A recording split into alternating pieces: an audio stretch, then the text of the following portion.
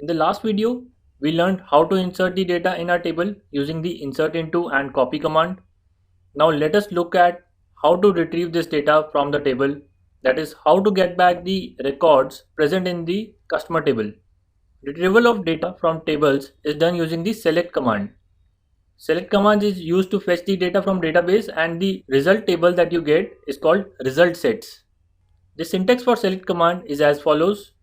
We write select, then mention the columns that we want to retrieve, then comes the keyword from, and then we mention the table name. If we want to get all the columns and do not want to specify any particular column or columns, we will use a wildcard. Wildcard is a special symbol. Wildcard for selecting all columns is an asterisk sign. So if we write select asterisk from table name, it will give us all the columns of that particular table. Let us look at the examples.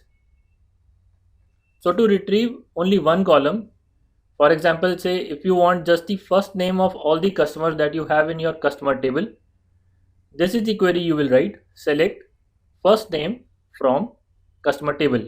Customer table is the table name. Let us go to PC admin and run this command.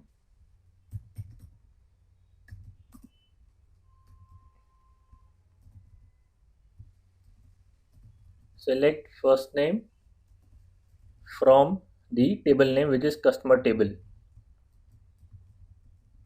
Semicolon. Select this query and run it. You can see the output below. It has the 8 records and only the first name is fetched. Now let us go back to the presentation. If we want to get multiple columns, so for example, if we now want both first name and last name for the customer, we will mention both the column names. So let's go and fetch first name and last name from the customer table. First name, comma, last name from customer table.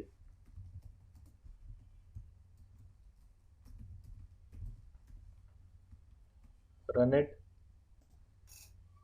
You can see now we have the first name and the last name retrieved from the database for all the records. If you remember, we discussed that asterisk wildcard can be used to get all the columns. Let us use asterisk wildcard. So we will write select star from customer table. As you can guess, it will give us all the columns of this table. So customer ID, first name, last name, age, email ID, all the columns are retrieved for all the records.